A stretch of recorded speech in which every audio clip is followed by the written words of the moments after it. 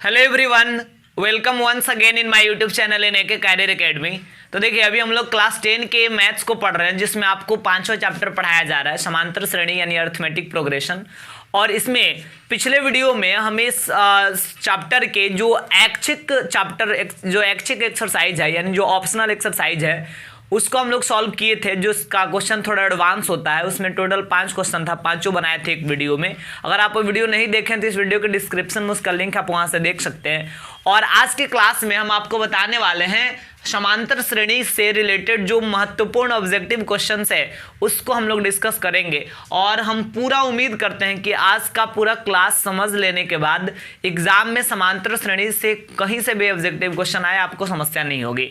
तो आइए स्टार्ट करते हैं। सबसे पहले 1 नंबर क्वेश्चन इसमें कहा जा रहा है कि वह सीरीज जिसका सार्व अंतर बराबर हो। तो देखिए, सार्व अंतर जब बराबर होता है ना, तो वैसे श्रेणी को समांतर श्रेणी यानी अरिथमेटिक प्रोग्रेशन बोलते हैं। तो इसका आंसर ए होगा। ठीक है। फिर 2 नंबर में कह रहा है कि जीपी में डॉट डॉट समान होता है। एपी में तो सार्व अंतर समान होता है, लेकिन अगर जीपी की बात करेंगे तो जीपी में सार्व अनुपात समान होता है, यानी जो कॉमन रेशियो होता है ना वो इक्वल होता है। जैसे मान लीजिए कि हम लिखे यहाँ पे एक श्रेणी 2, 4, 6, 8, डॉट डॉट। तो देखिए, 4 में से 2 घटाइएगा 2 आएगा, 6 में से 4 घटाइएगा 2 आएगा, 8 में से 6 घटाइएगा 2 आएगा। यानी घटाने पर बराबर बराबर आ रहा है, यानी सार्व अंतर बराबर है। इसका मतलब ये एपी में है। लेकिन अगर यही ऐसे रहता 2, 4, 8, 16, डॉट डॉट, तो इसमें घटाने पर इक्वल नहीं आता। इसके लिए क्या करना पड़ता कि जैसे मान लीजिए कि आप जब 2 में 4 से जब भाग दीजिएगा, 2 में जब 4 से भाग दीजिएगा, या फिर 4 में 1 मिनट, इसमें देखिए क्या होगा। 4 में जब 2 से भाग दीजिएगा, या 8 में 4 से भाग दीजिएगा, या फिर 16 में 8 से भाग दीजिएगा, तो क्या हो रहा है 2 दूना 4, 4 दूना 8, 8 दूना 16। यानी जब इसका रेशियो निकाल रहे हैं ना हम, लगातार 2 पदों का जब अनुपात निकाल रहे हैं तो इक्वल आ रहा है। यानी इसमें कॉमन रेशियो इक्वल है, सार्व अनुपात इक्वल है, इसलिए इसको हम जीपी में मानते हैं। तो जीपी में क्या होता है, सार्व अनुपात समान होता है। 3 नंबर देखिए क्वेश्चन। 3 नंबर में कह रहा है निम्नलिखित में कौन एपी में है। तो जिसका सार्व अंतर इक्वल होगा वही एपी में होगा ना। तो ऑप्शन ए चेक कीजिए। 8 में से 5 गया 3, 11 में से 8 गया 3, 14 में से 11 गया 3। इसका सार्व अनुपात सार्व अंतर बराबर है, इसलिए एपी में ये है। इसमें देखिएगा तो 7 और 2 9, 9 और 3 12, 12 या 4 16, यानी बढ़ते जा रहा है। ठीक है। इसमें देखिएगा तो ये तो जीपी है, ये तो एपी है नहीं। और ये भी नहीं हुआ क्योंकि 1 का स्क्वायर 1, 2 का स्क्वायर 4, 3 का स्क्वायर 9 और 16 घटाइएगा ना तो यहाँ 3 आएगा, यहाँ 5 आएगा, यहाँ पे 7 आएगा। तो यहाँ भी सार्व अंतर इक्वल नहीं है, इसलिए ये भी एपी में नहीं है। 4 नंबर क्वेश्चन पे आइए। कह रहा है कि √2, √3, √4, √5 ये एपी में है कि नहीं। तो देखिए, ऐसे देखने में लग रहा है कि सिस्टमैटिक एक एक बढ़ रहा है, बट ये एक एक नहीं बढ़ रहा। √2 का मान होता 1.414, ठीक है। √3 का मान होता है 1.732, √4 का मान होता है 2। इसमें घटाकर चेक कीजिएगा ना तो ये आएगा ही नहीं इक्वल बराबर बराबर, इसका सार्व अंतर नहीं आएगा। इसलिए ये वाला जो टर्म है, ये जो आपको सीरीज दिख रहा है, ये एपी में नहीं है। 5 नंबर देखिए, √2, √8, √18, √32 ये एपी में है कि नहीं। तो देखने में तो लग रहा है कि भाई एपी में नहीं होगा, क्योंकि बहुत कोई कम बढ़ा है, कोई ज़्यादा बढ़ गया, बट ऐसा नहीं है। चेक कीजिए, √2 है, एगो कितना हो गया √8। तो √8 के बदले जानते हैं आप क्या लिख सकते हैं, 2 √2 लिख सकते हैं। क्यों भाई, क्योंकि 8 का मतलब 4 गुने 2, 8 के जगह पे 4 गुने 2 लिखिएगा तो 4 का वर्गमूल 2 बाहर निकल जाएगा और अंदर 2 बच जाएगा। 18 पे आइए, 18 का वर्गमूल निकालिएगा तो कितना होगा 3 √2, ठीक है। क्योंकि 18 के बदले आप लिख सकते हैं 9 गुने 2, तो 9 का वर्गमूल 3 बाहर निकल जाएगा, 2 अंदर ही रह जाएगा। 32 के बदले आप लिख सकते हैं 16 गुने 2, तो 16 का वर्गमूल 4 बाहर निकल जाएगा और 2 अंदर ही रह जाएगा। तो देखिए, तो √2 में से √2 घटेगा तो √2 बचेगा, 3 √2 में से 2 √2 घटेगा, फिर भी √2 बचेगा, 4 √2 में से 3 √2 घटेगा तब भी √2 बचेगा। यानी इसका सार्व अंतर बराबर आ रहा है, इसलिए एपी में है। तो इसका ऑप्शन ए सही है। 6 नंबर पे आइए। निम्नलिखित में कौन एपी में नहीं है। इस क्वेश्चन को समझिएगा, कौन एपी में नहीं है ये पूछ रहा है। तो देखिए, यहाँ पे A, 2A, 3A, 4A सब में ए बढ़ रहा है ना। ए में ए बढ़ गया तो 2A, फिर ए बढ़ गया 3A, फिर ए बढ़ गया 4A, यानी एपी में ये है। क्वेश्चन में पूछ रहा कौन एपी में नहीं है, तो ये तो एपी में है। फिर इसके बाद कह रहा है कि 5, 1, -3, -7। तो देखिए 1 में से 5 घटाइएगा तो क्या आएगा -4, -3 में से 1 घटाएगा फिर भी -4, इसमें से भी घटाएगा फिर -4, यानी ये भी एपी में है। इसमें भी देखिए आधा है फिर 1 हो गया फिर 1.5 हो गया फिर 2 हो गया, तो आधा आधा बढ़ रहा है, ये भी एपी में है, यानी ये तीनों एपी में है। तो इसका मतलब इनमें से सभी नहीं, यहाँ पे लिखना चाहिए इनमें से कोई नहीं, यानी इसमें कोई भी ऐसा ऑप्शन नहीं है जो एपी में नहीं हो। तो इसका आंसर डी होगा, ठीक है, क्योंकि ये तीनों तो एपी में है। क्वेश्चन में पूछ रहा था कौन एपी में नहीं है। चलिए नेक्स्ट क्वेश्चन पे आइए। 7 नंबर में मान लीजिए 7 नंबर में देखिए क्या कह रहा है, एपी है एक 3, 3.5, 3 बढ़ेंगे 1/2 का मतलब क्या 3.5, 4, 4.5, इसका सार्व अंतर कितना होगा। तो सार्व अंतर निकालने के लिए क्या करते हैं हम, सेकंड टर्म में से फर्स्ट टर्म को माइनस कर देते हैं। तो सेकंड टर्म देखिए 3 दूना 6, 6 और 1 7, 7/2 है, ठीक है। इसमें से फर्स्ट टर्म कितना है 3 है, तो घटाइएगा ना तो लघुत्तम 2, 7 है तो 7 माइनस 2 3 6, तो 7 में 6 गए 1/2, तो इसका आंसर हो जाएगा 1/2, ऑप्शन बी सही है इसका। 8 नंबर में देखिएगा कह रहा है एपी -2 का 0.0 -1.8 ऐसे करके आगे बढ़ा, इसका सार्व अंतर फाइंड करना है। तो वही प्रोसेस क्या करेंगे, सेकंड टर्म में से फर्स्ट टर्म को घटा देंगे। सेकंड टर्म में -1.8, इसमें से माइनस करना है फर्स्ट टर्म को, तो फर्स्ट टर्म में -2.0, तो ये हो गया -1.8 माइनस माइनस प्लस 2.0, तो 2.0 में से ना 1.8 घटाइएगा तो आएगा प्लस 0.2, क्योंकि ये बड़ा है तो इसके पहले भी प्लस का साइन होगा, 0.2 होगा, यानी इसका ऑप्शन ए सही है। 9 नंबर पे आइए, कह रहा है 9 नंबर में एपी 12, 7,2 का अगला पद क्या है, इसका नेक्स्ट टर्म। तो देखिए 12 में 5 कम हुआ है, तो 12 में से 5 गया 7, 7 में से 5 गया 2, तो 2 में से 5 गया कितना बचेगा -3, यानी इसका आंसर होगा ऑप्शन डी। नेक्स्ट क्वेश्चन पे आइए 11 नंबर, ये कह रहा है कि यदि 3 संख्याएं 17, 1, 9 एपी में है तो ए का मान ज्ञात करें। ये 3 संख्या यहाँ पे दिया हुआ है जो एपी में है, तो कह रहा है ए का मान निकालिए। ये भी बड़ा आसान है, देखिएगा कैसे बनेगा। सबसे पहले कि भाई एपी में है तो इसका सार्व अंतर बराबर होगा। ये देखिए जैसे ए में से 17 को घटाइएगा और 9 में से ए को घटाइएगा, तो एपी में है तो सार्व अंतर तो बराबर होगा, यानी ए में से 17 को घटाइएगा तो और 9 में से ए को घटाएगा तो ये इक्वल ही आएगा। तो -a इधर लाएगा तो +a हो जाएगा, ठीक है। और 9 अब -17 को उधर जाए भेजिएगा तो ये +17, तो a और a 2a बराबर 17 और 9 26, 2 से ये 13 बार में कट जाएगा, यानी a बराबर 13 आ गया। तो इसका मतलब इसका आंसर डी सही है। अब आइए 11 नंबर क्वेश्चन पर, ये क्या कह रहा है, किसी एपी का एनवां पद 2n-5 है। किसी एपी का एनवां पद कितना है 2n-5 है, ठीक है। तो उसका 12वां पद ज्ञात करें। तो 12वां पद निकालना है ना, तो यहाँ n के जगह पर 12 भर दीजिए, तो 2 × 12 - 5, तो 12 दूना 24, 24 में से 5 घटाइएगा तो कितना बचेगा 19 बचेगा। तो इसका आंसर हो जाएगा ऑप्शन सी, ठीक है।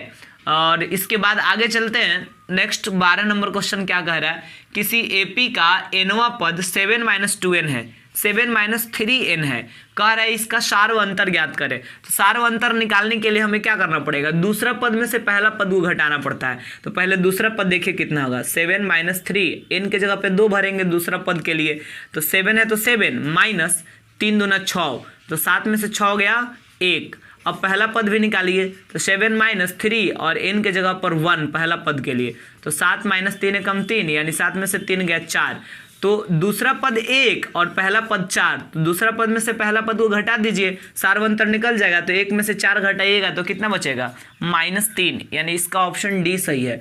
तो इस प्रकार यहाँ 12 क्वेश्चन हम लोग बनाए, और भी इसमें बहुत सारे क्वेश्चंस को हमें समझना है। तो आइए देखिए वे सारे क्वेश्चंस क्या है। तो देखिए 13 नंबर क्वेश्चन में दिया है एपी 4, 7, 10, 13, डॉट का 26वां पद कौन सा है। इसका 26वां पद आपको फाइंड करना है। तो बड़ा आसान क्वेश्चन है, जब 26वां पद निकालने के लिए कह रहा है, यानी T26 निकालने के लिए कह रहा है, तो इसके लिए फॉर्मूला यूज कर देंगे a + 25d। तो बताइए a कितना है, यानी प्रथम पद 4 + 25 × d कितना है, तो 7 में से 4 घटाइएगा तो 3 बचेगा। ये देखिए 25 3 75, 75 में 4 जोड़ देंगे तो 79 हो जाएगा 79, यानी इसका ऑप्शन सी सही है। अब इसके बाद आइए 14 नंबर पे, यहाँ पे कह रहा है 7, 2, -3, -8 इसका nवां पद निकालना है यानी tn। तो nवां पद के लिए फॉर्मूला होता है n + a + n - 1 × d। तो a कितना है भाई, a है 7, n कितना है नहीं पता है, और d कितना है, तो d है देखिए 2 में से 7 घटाइएगा ना तो -5 आएगा। तो ये हो गया 7 और -5 से n में गुना कीजिएगा तो -5n, और माइनस माइनस प्लस 5 एकम 5, तो 7 और 5 12, और फिर माइनस क्या बचा 5n, यानी इसका आंसर हो जाएगा 12 - 5n, ऑप्शन सी। ये 15 नंबर क्वेश्चन में कह रहा है AP 12, 16, 20, 24, .128 के अंतिम से 18वां पद ज्ञात करें। इसके लास्ट से 18वां पद निकालना है, कितना होगा। तो देखिए इसके लिए हम क्या करेंगे, यहाँ लिख देते हैं tn 18वां पद निकालना है ना, तो t18 = a + 17d। 18वां पद निकालना तो इसमें से एक घटा के d लगा देंगे, और लेकिन अंतिम से निकालना है तो इसका मतलब लास्ट वाले पद से हम लोग गिनना शुरू करेंगे 18वां पद, यानी इसी को पहले काउंट कर रहे हैं। तो पहला पद यही हो गया 128 + 17, और d के लिए 16 में से 12 को ऐसे घटाते हैं, बट यहाँ 12 में से 16 को घटाना पड़ेगा क्योंकि लास्ट से उल्टा निकाल रहे हैं। तो 12 में से 16 घटाएंगे तो कितना बचेगा -4।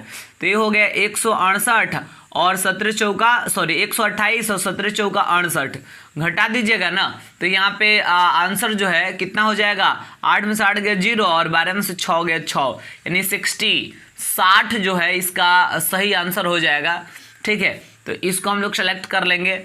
अब इसके बाद आइए नेक्स्ट क्वेश्चन देखते हैं। यहाँ पे कह रहा है 16 नंबर में किसी AP का प्रथम पद 26 और 9वां पद 42 है, तो इसका सार व अंतर ज्ञात करें। 9वां पद कितना है, t9 = 42 है। तो 9वां पद के लिए फॉर्मूला क्या होगा, a + 8d। ये वाला a कितना दिया है क्वेश्चन में प्रथम पद दिया है 26, तो फिर हो गया 8d = ये 26 उधर भेजिएगा तो 42 में से घट के 16 बचेगा, 8 उधर भेजिएगा तो 8 से 16 कट के 2 आएगा, यानी d का आंसर कितना हो गया 2 हो गया। तो इसका आंसर a हो जाएगा। 17 नंबर में किसी AP का सार व अंतर 6 है और 12वां पद 70 है। 12वां पद का मतलब क्या है, a + 11d। ये कितना दिया है 70 दिया है, सार व अंतर 6 है यानी d के जगह पे 6 भरना है। तो 11 × 6 = 66, उधर भेजिएगा तो 70 में से 66 माइनस हो जाएगा तो a = 4 बचेगा, यानी ऑप्शन सी सही है। 18 नंबर में देखिएगा किसी AP का प्रथम पद 22 और सार व अंतर -2 है, और nवां पद 28 है -28, तो n का मान ज्ञात करें। तो देखिए nवां पद का मतलब क्या होता है, a + n - 1 × d बराबर कितना दिया है -28। तो ये वाला प्रथम पद क्वेश्चन में दिया है 22 और ये n नहीं पता है, और सार व अंतर d कितना दिया है -2, अब बराबर कितना है -28। अब देखिए क्या होगा, ये 22 और -2n -2 = -28, तो -2n अब 22 और 2 24 प्लस में है, उधर भेजिएगा तो 24 क्या हो जाएगा माइनस में हो जाएगा। तो -28 ऑलरेडी है, अब -24 उधर चला गया तो हो जाएगा -52 -52, माइनस से माइनस कट जाएगा, 2 को उधर भेजिएगा तो कट के 26 आएगा, यानी n = कितना हो जाएगा 26। ये इसका सही आंसर होगा। अब आइए इसके बाद 19 नंबर क्वेश्चन को हम लोग देखते हैं। यहाँ पे क्या कह रहा है, तो यहाँ दिया गया है कि किसी AP का प्रथम और अंतिम पद क्रमशः 8 और 56 है। यदि पदों की संख्या 15 है तो सभी पदों का योगफल ज्ञात करें। तो देखिए प्रथम पद और अंतिम पद जब दोनों दे देना तो छोटा वाला फॉर्मूला यूज करते हैं, n/2 × a + l। तो n कितना दिया है, पदों की संख्या 15 अब बटा 2, और फिर a कितना दिया है a का मतलब प्रथम पद 8 और अंतिम पद 56, यानी 8 और 56 दोनों जोड़ना है। तो 56 में 8 जोड़ देंगे तो कितना हो जाएगा 64 हो जाएगा।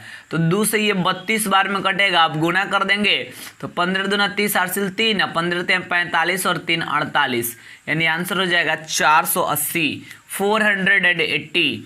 ये 19 का ऑप्शन ए जो है ये सही है। 20 नंबर पे आइए, यहाँ कह रहा है कि किसी AP के 90 पदों का योगफल 5n² - 2n है, तो इसके 12 पदों का योगफल ज्ञात करें। तो कुछ नहीं करना है, यहाँ n के जगह पे 12 भर देंगे, 12 पदों का योगफल निकल जाएगा, क्योंकि n पदों के योगफल के लिए फॉर्मूला है तो यहाँ 12 भरिएगा ना, तो 12 का स्क्वायर 144, 144 में 500 गुणा कीजिएगा तो हो जाएगा आपका 720, और 720 और माइनस यहाँ भी तो 12 भरिएगा, तो 12 दूना 24, तो 720 में से 24 घटाइएगा तो आएगा 696। अब इसके बाद आइए 21 नंबर क्वेश्चन को देखते हैं। यहाँ पे कह रहा है किसी एपी में यदि एसएन का वैल्यू दिया हुआ है इतना तो प्रथम पद ज्ञात करें। तो देखिए अगर एन के जगह पर 1 भरते हैं तो एक पदों का योगफल निकलेगा। तो क्या फर्क पड़ता है, एक पदों का योगफल कहिए चाहे प्रथम पद कहिए, बात सेम होता है। ठीक है, तो यहाँ 1 भरिएगा तो 1 का स्क्वायर 1 में 2 से गुना कीजिएगा तो 2, और ये 7 एकम 7, तो 2 और 7 जोड़ने पर कितना हो जाएगा, 9 हो जाएगा, यानी इसका ऑप्शन सी सही है। अब इसके बाद आते हैं 22 नंबर क्वेश्चन पर, और देखिएगा 22 नंबर में कह रहा है कि प्रथम 50 प्राकृत संख्याओं का योगफल कितना होगा। तो आपको हम बताए थे कि प्राकृत संख्या का अगर योगफल की बात पूछा जाए तो उसके लिए फॉर्मूला यूज करते हैं n इंटू n प्लस 1/2 प्राकृत संख्या के लिए, n इंटू n प्लस 1/2। तो कितने प्राकृत संख्या का पूछ रहा है, 50, तो n के जगह पे 50 भरेंगे इंटू 50 प्लस 1, तो कितना हो गया, 51 हो गया। अब बटा 2, तो 2 से 25 बार में कट जाएगा, गुना कीजिएगा ना तो ये हो जाएगा 25 से कम 25, हर्षिल 2, अब 25 25 125 और 2 127, यानी 1275। ऑप्शन ए जो है इसमें दिख रहा है आपको 1275, ये वाला सही है। 23 में देखिए 100 सम संख्याओं का योगफल। तो सम संख्या का योगफल होता है n इंटू n प्लस 1, तो n कितना है, 100 है, इंटू n प्लस 1, यानी 100 में 1 जोड़ेगा तो 101 हो जाएगा। तो गुना कीजिएगा ना तो 101 है तो 101 का 2 जीरो आ जाएगा, यानी हो जाएगा 10,100, यानी इसका ऑप्शन जो है आपको बी में दिख रहा है इतना, तो इसका बी सही है।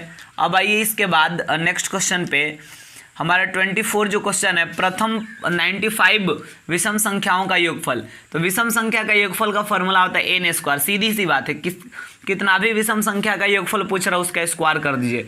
तो 95 का स्क्वायर कीजिएगा ना तो देखिए लास्ट में 5 है तो स्क्वायर करना भी आसान है। क्या करना पड़ेगा, 9 में 1 बढ़ा दीजिए तो 10 हो गया, और 10 में 9 से गुना कर दीजिए तो 10 9 90, और 5 में 5 से कीजिएगा तो 25, यानी हो गया इसका आंसर 90 25। ठीक है, और ऐसा हमें ऑप्शन सी में दिख रहा है। 25 नंबर में आइए, यहाँ पे क्या कह रहा है, तो यहाँ पे 25 में दिया गया है किसी एपी का 8वां पद उसके चौथे पद से 12 अधिक है। कोई एपी है जिसका 8वां पद उसके चौथे पद से 12 अधिक है। तो 8वां पद का मतलब a प्लस 7d, चौथा पद का मतलब a प्लस 3d और प्लस 12। अब बोलिए a प्लस में है इधर आएगा तो माइनस में होगा, तो a से कट जाएगा। 3d प्लस में है इधर लाइएगा तो 7d में से घट के बचेगा कितना, 4d, और ये 12 है तो बराबर 12 लिख देंगे। तो 4 उधर भेजेंगे ना तो d बराबर कितना हो जाएगा, 3 हो जाएगा। और इसमें भी तो सार्वंतर ही पूछ रहा था, तो कितना हो जाएगा, 3। तो इस प्रकार 25 क्वेश्चन बनाए, 7-8 और क्वेश्चंस बाकी है, तो आइए देखिए उसको भी। 26 नंबर क्वेश्चन में कह रहा है कि एपी 21, 18, 15, डॉट का कौन सा पद शून्य है। क्या क्वेश्चन है, 21, 18, 15, डॉट, इसका कौन सा पद शून्य है। तो मान लीजिए कि इसका nवां पद शून्य है, तो फॉर्मूला क्या होगा, a plus n minus 1 into d equal to 0। a के जगह पे आप 21 भर सकते हैं, n माइनस 1, और d के जगह पे आप 18 में से 21 गया -3 भर सकते हैं इजकल टू 0। तो ये हो जाएगा 21 minus 3n minus minus plus 3 equal to 0। देखिए 21 और 3 24 होगा, उधर भेजिएगा तो -24, और -3 गुणा में है, उधर भेजिएगा तो -24 में भाग देगा तो माइनस से माइनस कट गया, 3 8 है 24, यानी हो गया n का वैल्यू 8, यानी 8वां पद जो है इसका शून्य है। तो आप ऐसे बना सकते हैं। 27 नंबर में कह रहा है कि एक एपी है 24, 21, 18, डॉट, इसका कौन सा पहला पद ऋणात्मक पद है, इसका कौन पहला पद ऋणात्मक पद है।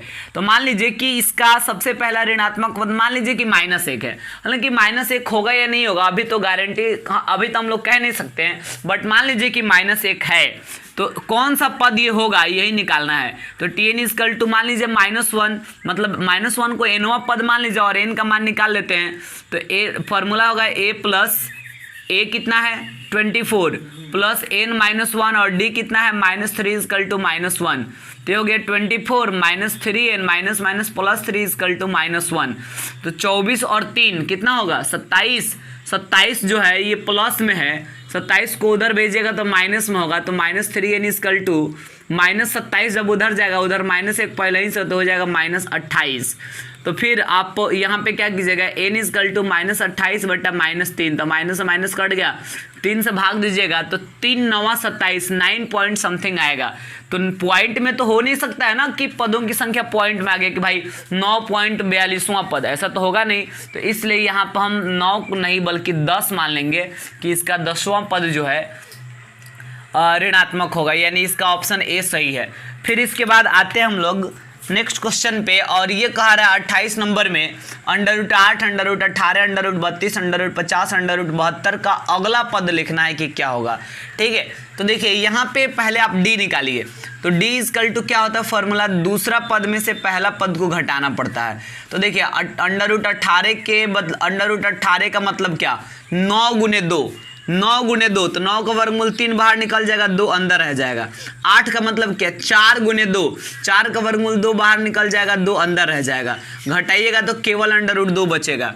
और √72 तक तो दिया ही है, √72 के बाद कौन सा पद आएगा ये निकालना है। तो आपको d जोड़ते जाना है, कभी भी अगर अगला पद निकालना है तो उसमें d जोड़ दीजिए। तो √72 में √2 को जोड़िएगा ना, तो देखिए √72 का मतलब क्या होता है, √72 का मतलब होता है 36 दूना 72, तो 36 का वर्गमूल 6 बाहर निकल गया, 2 अंदर रह गया, फिर √2, तो ये हो गया 6 √2 और फिर √2 यानी 7 √2। तो 7 को अंडर से बाहर है, इसको अंडर के अंदर कीजिए तो 49 हो जाएगा, और 49 दूना 98, यानी √98 इसका आंसर हो जाएगा, जो ऑप्शन डी में दिख रहा है। अब इसके बाद आइए नेक्स्ट क्वेश्चन में 29 नंबर क्या कह रहा है, यदि एक एपी का सार व अंतर 3 है, कोई एपी है जिसका सार व अंतर 3 है, फिर कह रहा है कि इसके A20 - A15 का वैल्यू निकालने के लिए A20 - A15, तो देखिए A20 के लिए फॉर्मूला होगा A + 19D और A15 के लिए होगा A + 14D।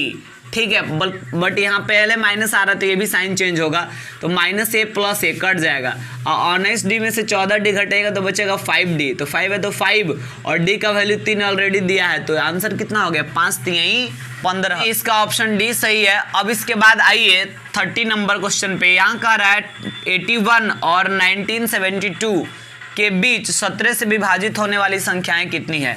81 और 1972 के बीच, तो देखिए कैसे निकालेंगे, और 17 से कटने वाली संख्या, तो 81 तो 17 से कटेगा नहीं, 85 कट जाएगा, और 1972 से ठीक पहले कौन सी संख्या 17 से कटेगा ये भी आपको निकालना पड़ेगा। तो सबसे पहले 85 कटेगा, 85 के बाद 17 छक्के 102 119 ये सब संख्या 17 से कटेगा, और 1972 के पास में देखिए 17 से कटने वाली संख्या कौन है, तो 1972 में 17 से भाग दीजिए सिंपली, तो 17 एकम 17, 2 पर 7, फिर 17 एकम 17, ठीक है, फिर बचेगा शेषफल 10, 2 आ जाएगा।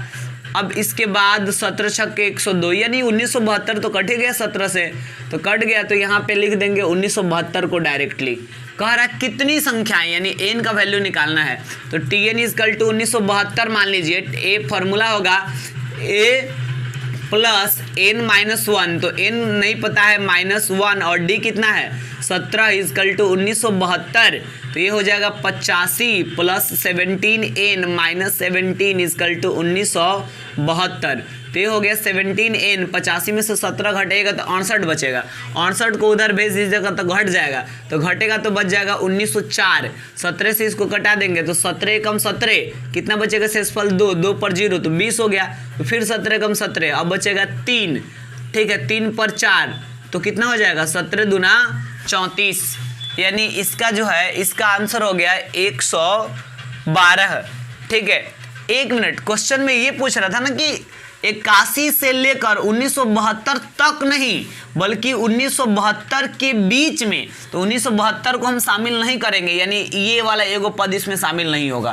तो एगो पद को इसमें से हटाइए, 112 में से एगो पद को हटा दीजिएगा तो कितना हो जाएगा आंसर 111। ऑप्शन डी इसका सही होगा। अब आइए 31 पर, ये भी काफी आसान क्वेश्चन है। कह रहा है कि यदि 3 संख्याएं दिया हुआ है, और कौन कौन संख्या है, यदि x + 2, 3x, 4x + 1 AP में है तो x का मान ज्ञात करें। तो अब देखिए इसके लिए क्या करना पड़ेगा, 3x में से अगर आप घटाते हैं x + 2 को, या फिर 4x + 1 में से आप घटाते हैं 3x को, तो ये इक्वली आएगा। तो ये देखिए 3x - x - 2 = 4x + 1 - 3x। तो यहाँ पे 3x में से x गया तो 2x - 2 = 4x में से 3x गया तो x + 1। x को इधर लाइएगा तो 2x में से घट के x बचेगा, -2 उधर गया तो +2, तो 1 में 2 जोड़िएगा तो कितना होगा 3 होगा, यानी इसका आंसर हो जाएगा x = 3। ऑप्शन बी सही होगा। 32 नंबर पे आइए। कह रहा है किसी एपी का एनवा पद, 32 नंबर में कह रहा है किसी एपी का एनवा पद जो है, एक क्वेश्चन में गिवन है 6n - 7 एनवा पद, यानी tn दिया है 6n - 7। कह रहा है वे पदों का योगफल ज्ञात कीजिए। तो यहाँ पे हम क्या करते हैं, पहले एपी बनाते हैं, एक भरिएगा तो ये हो जाएगा 6 × 6, 7 गया तो कितना बचेगा -1, 2 भरिए 6 × 2 = 12, 12 में से 7 गया तो कितना हो जाएगा 5, फिर 3 भरिए तो ये हो गया 6 × 3 = 18, 18 में से 7 गया तो 11, यानी एपी हो गया -1, 5, 11, ... और आपसे क्वेश्चन में पूछा जा रहा है कि nवें पदों का योगफल, तो आराम से बनाइए n/2 × a + l। तो n कितना है नहीं पता है, बटा 2, a कितना है -1 और l कितना है, l का मतलब लास्ट टर्म, तो tn को ही लास्ट टर्म कहा जाता है। ये कितना है 6n - 7, तो ये हो गया n/2 और इंटू 6n है तो 6n, अब -7 - 1 तो कितना हो जाएगा -8 हो जाएगा। n है तो n, ये दोनों में 2 कॉमन कर सकते हैं, 2 कॉमन कीजिएगा तो बचेगा 3n - 4 अब बटा 2, तो 2 से 2 कट गया। अब n से दोनों में गुना कीजिएगा तो 3n² - 4n, n² - 4n आपको ऑप्शन बी में दिख रहा है, इसलिए इसका ऑप्शन बी सही है। तो इस प्रकार ये 32 टोटल क्वेश्चंस था जिसको हम लोग बनाए। तो इस वीडियो के लिए इतना ही रहने देंगे, और अगले वीडियो में हम स्टार्ट करेंगे क्लास 10 के एनसीईआरटी मैथ्स का 6ठा चैप्टर, जिसमें ट्रायंगल के बारे में पढ़ना है, त्रिभुज के बारे में। और नेक्स्ट वीडियो में हम त्रिभुज के जो बेसिक चीज़ें हैं, त्रिभुज के बारे में जनरली जो उसका कॉन्सेप्चुअल चीज़ें हैं, शुरुआती चीज़ को हम लोग समझेंगे।